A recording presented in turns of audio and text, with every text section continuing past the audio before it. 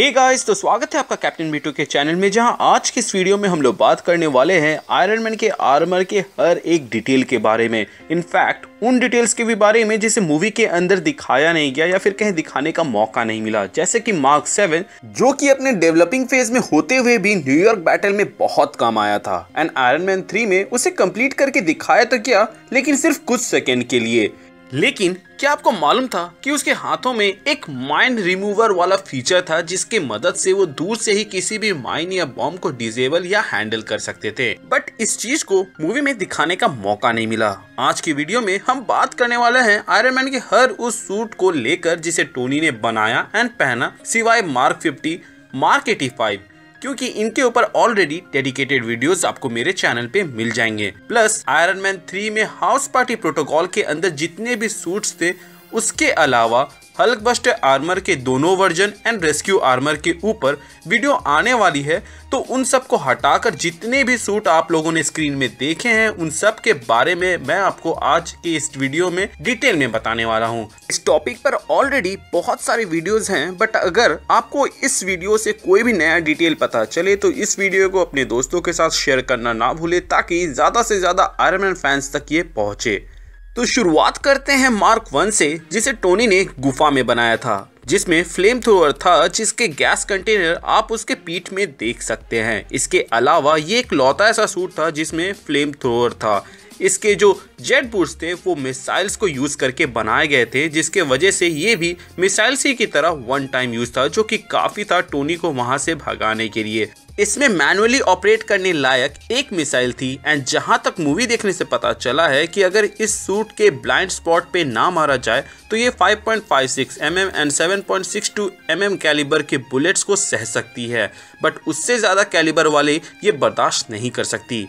अब बात करें मार्क 2 की, तो वो एक प्रोटोटाइप आर्मर था, जिसमें से मार्क 1 मॉडल के बल्किनेस को हटाकर इसमें flight system, missiles, heads up display, यानी कि आप ये जो सारे डिटेल्स देखते हैं जो कि टोनी के नजरिए से हमें दिखाया जाता है, उसे ऐड किया गया था। बाय द वे, मैंने आयरन मैन के हेलमेट का भी ब्रेकडाउन किया हुआ है, तो आप उसे भी चेकआउट कर सकते हैं। ये पहला सूट था जिसमें जार्विस इंस्टॉल किया गया था, बट इसमें एक दिक्कत थी, वो ये थी कि ये एक ऊंचाई में जाने के बाद से फ्रीज होने लगती थी, जिसके वजह से टोनी ने इसे और इम्प्रूव किया और मूवी का फाइनल सूट बनाया, जो कि था मार्क 3, जिसमें फ्रीजिंग पॉइंट वाला प्रॉब्लम सॉर्ट कर दिया गया था। इसी दौरान टोनी को एहसास होता है कि जिन रिपल्सर्स को टोनी ने फ्लाइट स्टेबलाइजिंग के लिए बनाया था, उन्हें वेपन के जैसे यूज किया जा सकता है, जो कि टोनी का क्लासिक ट्रेडमार्क मूव बनता है। इसके अलावा इसी सूट में टोनी ने पहली बार यूनिबीम का यूज किया था, जो कि हमें टोनी भविष्य में कई सारी मूवीज के अंदर यूज करते हुए देखने को मिलते हैं, चाहे वो एज ऑफ अल्ट्रॉन हो या एंड गेम।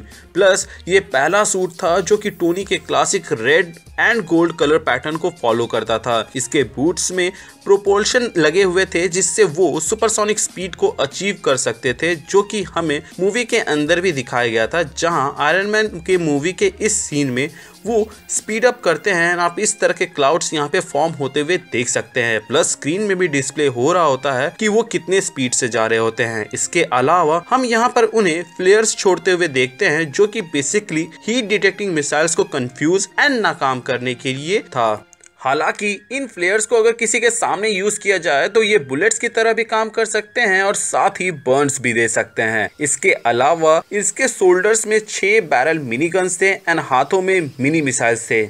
नेक्स्ट आती है मार्क 4, जिसमें कुछ ज्यादा चेंजेस तो नहीं किए गए थे, बट इसके आर्क रिएक्टर के पावर कैपेसिटी को 8 गीगा जूल तक बढ़ा दिया गया था। इसके अलावा इसके रिपल्सर बीम्स ज्यादातर मेटल्स को डिसइंटीग्रेट करने इतनी कैपेबिलिटी रखती थी एंड इस सूट की लिफ्टिंग कैपेसिटी करीब 3 टन तक थी। इसके अलावा उसमें फिल्ट्रेशन सिस्टम था, जिसके वजह से वो अपने ही सुसु को ड्रिंकेबल बना सकते थे। अब जो कम अकल, छीछी या अंटी बंटी जैसी चीजें करने वाले हैं, उन्हें मैं ये बता दूं कि रियल वर्ल्ड में भी आप जो सुसु करते हो वो वेरियस तरीकों से नेचुरली फिल्टर होकर ग्राउंड वाटर में जाती है। मोर ओवर, जितने भी वाटर बॉडी के सोर्सेज होते हैं, वहां से पानी को निकालकर वाटर प्यूरिफाइंग प्लांट्स में ले जाया जाता है, जहां पर उसे प्यूरिफाई किया जाता है। तो इससे आप अंदाजा लगा ही सकते हैं कि टोनी के सूट के अंदर एक वाटर प्यूरिफायर था, जो कि रियल वर्ल्ड में कितने बड़े बड़े होते हैं। दो रियल वर्ल्ड वाले ज्यादा अमाउंट के लिए होते हैं, बट स्टिल जिसने गुफा के अंदर इतने बड़े आर्क रिएक्टर को इतना छोटा बना दिया, उसके लिए ये कौन सी बड़ी बात है। इसके बाद हमें आयरन मैन का सबसे फेमस आर्मर में से एक, जिन्हें हम लोगों ने कार्टून और एनिमे में अडॉप्ट होते हुए देखा है, यानी कि सूटकेस या फिर इमरजेंसी आर्मर, जिसे मार्क 5 भी कह सकते हैं, जो कि टोनी को कहीं भी सूट पहनने की छूट देता है, लेकिन उसके लिए एक कीमत चुकानी पड़ती है और वो ये है कि इसे बहुत सारे चीजों में कॉम्प्रोमाइज करना पड़ता है। इस सूट की ड्यूरेबिलिटी पहले के मुकाबले कम होती है। इसके अलावा इसमें मिसाइल्स एंड मिनीगन्स नहीं थे।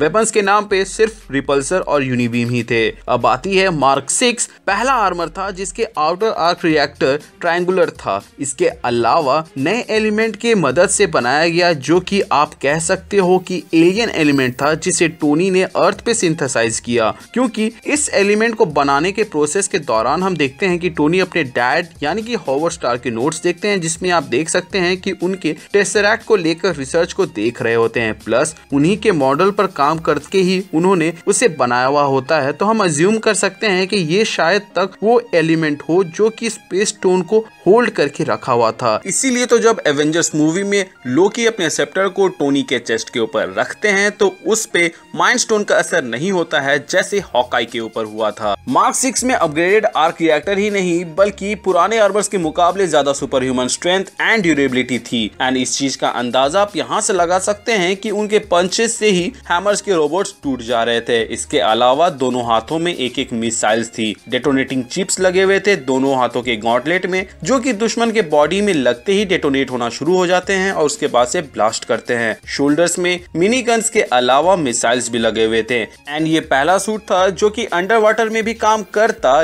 बशर्ते ज्यादा डेप्थ ना हो। इसके हाथों में उल्टे साइड में लेजर सिस्टम थे जो कि वन टाइम यूज था। थॉर की लाइटनिंग से आर्क रिएक्टर को चार्ज कर लेने वाला फीचर मैं अलग वीडियो में बात करूंगा, क्योंकि वो थोड़ा सा विवादित है। अब बात करें मार्क 7 की, तो ये अपने डेवलपिंग फेज में ही बहुत धमाल मचा चुका था। इसे पहनकर ही टोनी न्यूयॉर्क बैटल में MVP बन गया था। ये सूट टोनी के आर्क रिएक्टर से पावर सप्लाई लेने के अलावा इसका खुद का एक पावर सप्लाई था, जिसके बदौलत वो अपने आप ही उड़ के टोनी के पास जाके उसके आसपास फॉर्म होने लगता है। बट क्योंकि वो डेवलपिंग फेज में था, इसलिए उसके अंदर बहुत ही कम पावर सप्लाई था, जिसके वजह से जब वो लड़ाई कर रहे होते हैं वो बहुत ही जल्दी खत्म हो जाता है। उसके बाद से वो टोनी के आर्क रिएक्टर से पावर लेने लगता है, जिसका रिजल्ट हम लोगों को मूवी के एंड में देखने को मिला था। वैसे ये सूट पोर्टेबिलिटी के मामले में मार्क 5 को बहुत ही पीछे छोड़ देता है। बेसिकली ये मार्क 6 की तरह ही था, बट इसमें कुछ इंप्रूवमेंट्स थे। जैसे कि मार्क 6 4 जगह से मिसाइल्स छोड़ सकता था, जिसमें से 2 उसके कंधे और 2 उसके गॉन्टलेट में थे। बट इसके अलावा टोनी ने अपने लेग्स पे भी मिसाइल्स लगवाए थे, जो कि मार्क 7 में था। एंड क्या आपको मालूम था कि न्यूयॉर्क बैटल में टोनी ने ऑलमोस्ट अपने सारे वेपन्स यूज कर दिए थे। एंड ये चीज आप उसके हेड्स अप डिस्प्ले पे देख सकते हैं, जहाँ पे 6 मिसाइल्स के सेक्शन थे एंड सब 0 था। एंड बाकी सारे वेपन्स की इंफॉर्मेशन भी वहीं पर थे। सिर्फ रिपल्सर्स में आपको 1% दिखाया जा रहा था। एंड इसी 1% में टोनी ने उस न्यूक को स्पेस में जाकर फोड़ा था। इस सूट में बॉम्ब्स एंड माइंस को डिफ्यूज एंड हैंडल करने के फीचर्स थे, जो कि हमें मूवी में दिखाने का मौका तो नहीं मिला, बट हल्के में टोनी ने इसके बारे में रोडी को आयरन मैन 3 में इस सीन में बताया था, जहां पर वो ये कहते हैं कि इसके पास हर तरह के सूट है एंड इवन वो जो हवा में बॉम्ब पकड़ सकते हैं। एंड इस चीज को करने के लिए मार्क 7 अपने हाथों के फिंगर टिप्स में से एक फोर्स फील्ड बनाता है, जिसे बॉम्ब एंड मिसाइल्स को डिफ्यूज या फिर उसके अंदर ही फोड़ सके, ताकि बाहर उस बॉम्ब या माइन से नुकसान ना हो। इसके अलावा ये पहला सूट था जिसके पीठ में फ्लाइट स्टेबलाइजर्स लगे हुए थे। एंड जो लेजर्स मार्क 6 में सिर्फ 1 राउंड के लिए था, इसमें 3 राउंड के लिए था। इस मार्क 7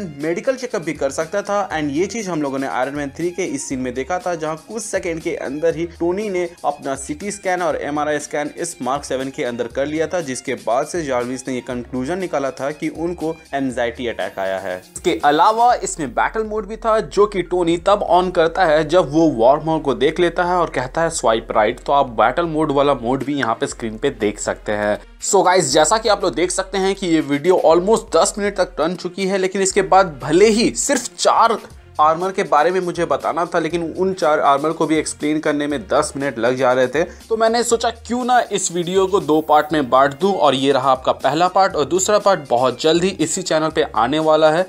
सो गाइज, अगर इस वीडियो से आपको कोई भी नई इन्फॉर्मेशन पता चला हो या फिर आपको ये वीडियो अच्छा लगा हो तो इस वीडियो पे लाइक करें, कमेंट करें और अपने दोस्तों के साथ शेयर करें। चैनल पे नए हैं तो चैनल को सब्सक्राइब कर दें, और अगर आप पुराने हैं तब तो आपको मालूम ही होगा कि हमारे चैनल का मोटो क्या है। हमारे चैनल का मोटो है लोगों की मदद करें, अपना ख्याल रखें एंड कीप मूविंग फॉरवर्ड का रट लगाकर आगे बढ़ते रहें। Thank you for watching this video, stay tuned.